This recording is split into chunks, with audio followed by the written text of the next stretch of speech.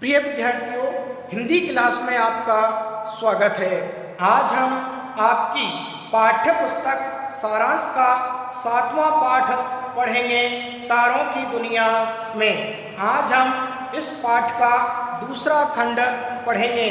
तो आइए आज हम पढ़ते हैं इस पाठ का दूसरा खंड। किसी खास प्राकृतिक घटना को जिसका कारण विज्ञान द्वारा नहीं मिलता, लोक कथाओं में गढ़ लिया जाता है। लेकिन जैसे जैसे विज्ञान उन्नति करता जाता है, कारण मीमांसा भी आगे चलकर हो ही जाती है।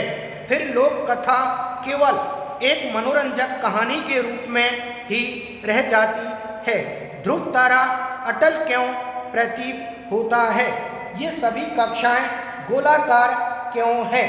2000 साल पहले यूनानी निरीक्षकों की यह धारणा थी कि पृथ्वी के चारों ओर ब्रह्मांड एक गेंद के रूप में फैला हुआ है और यह गेंद एक धुरी पर घूमती है। इस धारणा के अनुसार तारे इस गेंद पर चिपके प्रकाश स्रोत हैं जो गेंद के साथ घूमते हैं। ध्रुव तारा गेंद की धुरी पर होने के कारण नहीं घूमता। एक गेंद को किसी भी व्यास के चारों ओर घुमाकर देखो, गेंद की सतह पर दो बिंदु ऐसे मिलेंगे जो सदा स्थिर रहते हैं।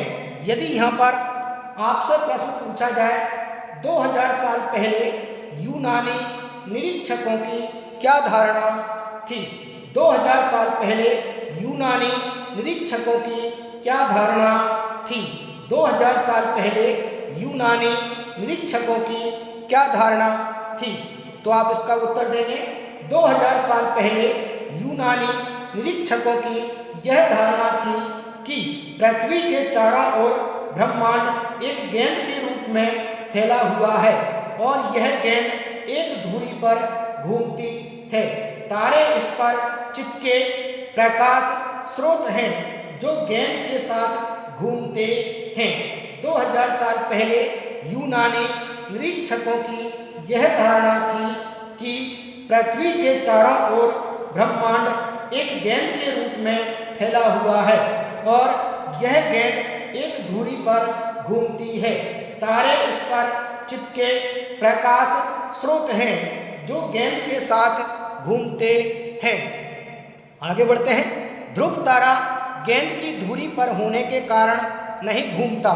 एक गेंद को किसी भी व्यास के चारों ओर घुमाकर देखो, गेंद की सतह पर दो बिंदु ऐसे मिलेंगे जो सदा स्थिर रहते हैं। 5वीं सदी में जन्मे भारतीय ज्योतिर्विद आर्यभट्ट ने इस धारणा का खंडन किया। उन्होंने अपने ग्रंथ आर्यभट्टीय में यह दलील दी, जिस प्रकार नदी के तट पर स्थित स्थिर वस्तुओं, पेड़, मकान आदि को नाव में बैठा व्यक्ति उल्टी दिशा में जाते देखता है, उसी प्रकार स्थिर तारे पृथ्वी से देखने पर पश्चिम दिशा में जाते दिखाई देते हैं। यदि आपसे यहाँ पर प्रश्न पूछा जाए आर्यभट्ट ने क्या दलील दी? आर्यभट्ट ने क्या दलील दी? आर्यभट्ट ने क्या दलील दी? तो आप इसका उत्तर लिखेंगे। यूं तो आर्यभट्ट ने यह दलील दी कि जिस प्रकार नदी के तट पर स्थित स्थिर वस्तुओं, पेड़, मकान आदि को नाव में बैठा व्यक्ति उल्टी दिशा में जाते देखता है, उसी प्रकार स्थिर तारे पृथ्वी से देखने पर पश्चिम दिशा में जाते दिखाई देते हैं। यूं तो आर्यभट्ट ने यह दलील दी कि जिस प्रकार नदी के तट पर स्थित स्थिर वस्तुओं, पेड़, मकान आदि को नाव में बैठा व्यक्ति उल्टी दिशा में जाते देखता है, उसी प्रकार स्थिर तारे पृथ्वी से देखने पर पश्चिम दिशा में जाते दिखाई देते हैं। आगे बढ़ते हैं। इसलिए आर्यभट्ट का यह दावा सही है कि ब्रह्मांड के तारे स्थिर हैं और हमारी पृथ्वी ही अपनी उत्तर दक्षिण धुरी पर घूमती है। घूमती पृथ्वी से देखने पर भी तारे घूमते नजर आते हैं। तत्कालीन विद्वानों ने इस दलील का समर्थन नहीं किया। दुर्भाग्य से इस विचारधारा को 10 शताब्दियों तक उपेक्षित रहना पड़ा। आज हम जानते हैं कि पृथ्वी एक लट्टू की तरह अपनी धुरी के चारों ओर घूमती है और यह धुरी उत्तर दिशा में ध्रुव तारे की ओर है। हाँ, इस लट्टू के उदाहरण में एक और तथ्य भी छिपा है। जब तुम एक लट्टू को घुमाते हो तो क्या उसकी धुरी स्थिर रहती है? नहीं, वह भी धीरे धीरे शंकु बनाते हुए घूमा करती है। इसी तरह पृथ्वी की धुरी भी अंतरिक्ष में स्थिर नहीं है, वह भी धीरे धीरे घूमती हुई लगभग 20,000 वर्षों में एक चक्कर पूरा करती है। यदि आपसे यहाँ पर प्रश्न पूछा जाए, आज हम पृथ्वी के बारे में क्या जानते हैं? आज हम पृथ्वी के बारे में क्या जानते हैं? आज हम पृथ्वी के बारे में क्या जानते हैं? आज हम पृथ्वी के बारे में क्या जानते हैं? तो आप इसका उत्तर देंगे।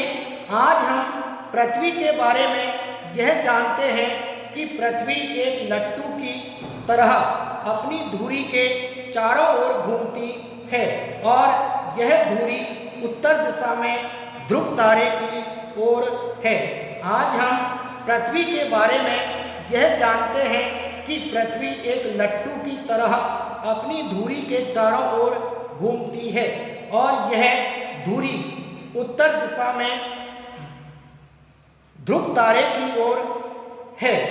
आज हम पृथ्वी के बारे में यह जानते हैं कि पृथ्वी एक लट्टू की तरह अपनी धुरी के चारों ओर घूमती है और यह धुरी उत्तर दिशा में ध्रुव तारे की ओर है।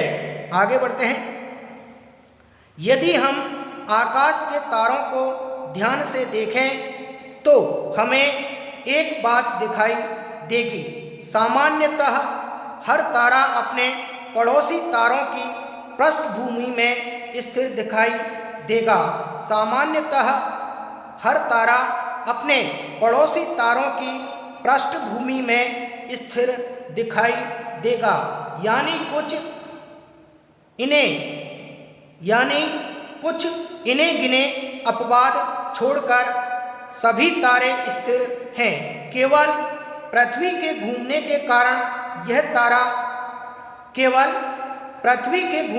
कारण यह तारा पटल पूर्व से पश्चिम को सरकता नजर आता है। जो इन्हें गिने अपवाद हैं उन्हें ग्रह कहते हैं। जो इन्हें गिने अपवाद हैं उन्हें ग्रह कहते हैं। यूनानी निरीक्षकों ने ग्रहों को प्लेनेट यानी घुमक्कड़ कहा है। यूनानी निरीक्षकों ने ग्रहों को प्लेनेट यानी घुमक्कड़ कहा है क्योंकि उन्हें इनकी गति में अनियमितता दिखाई दी। मनुष्य स्वयं को विचारवान प्राणी मानता है, पर वह भी अक्सर अंधविश्वास का शिकार हो जाता है। ग्रहों की विचित्र गति को देखकर उसने यह धारणा बना ली कि इन ग्रहों में कुछ विशेष शक्ति होती है जिसके बल पर वे इधर उधर भटकते हैं। यदि आपसे यहाँ पर आपसे प्रश्न पूछा जाए, यूनानी निरीक्षकों ने ग्रहों को क्या कहा और क्यों? यूनानी निरीक्षकों ने ग्रहों को क्या कहा और क्यों? यूनानी निरीक्षकों ने ग्रहों को क्या कहा और क्यों? तो आप इसका उत्तर देंगे। यूनानी निरीक्षकों ने ग्रहों को प्लेनेट यानी घुमक्कड़ कहा। यूनानी निरीक्षकों ने ग्रहों को प्लेनेट यानी घुमक्कड़ कहा क्योंकि उन्हें इनकी गति में अनियमितता दिखाई दी। यूनानी निरीक्षकों ने ग्रहों को प्लेनेट यानी घुमक्कड़ कहा क्योंकि उन्हें इनकी गति में अनियमितता दिखाई दी। इस तरीके से आज हमने इस खंड का विस्तार पूर्वक विधिवत रूप से अध्ययन कर लिया है। आप भी घर पर इसे 2-3 बार अच्छे तरीके से पढ़ें और इस खंड में जो भी प्रश्न पूछे गए हैं उन सभी प्रश्नों को उत्तर सहित आप अपनी उत्तर पुस्तिका में लिपिबद्ध करें और याद करें ताकि आपकी परीक्षाओं में इनसे संबंधित प्रश्न पूछे जाते हैं तो आप बड़ी सरलता और सुगमता के साथ उनका उत्तर दे सकते हैं। आज के लिए इतना ही, शेष कल पढ़ेंगे। Thank you.